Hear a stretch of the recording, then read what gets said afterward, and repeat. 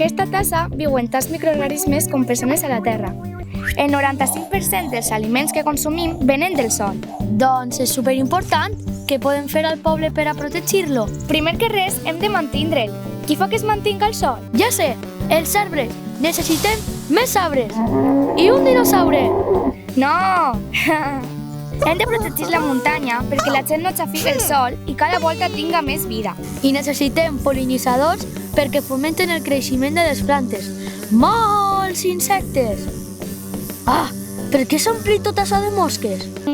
Ja sé, les deixalles. Hem de mantindre el sol molt net. Equip de neteja. Uf, ja no estan. Val, ara necessitem que aquest espai verd estiga a prop del poble i accessible.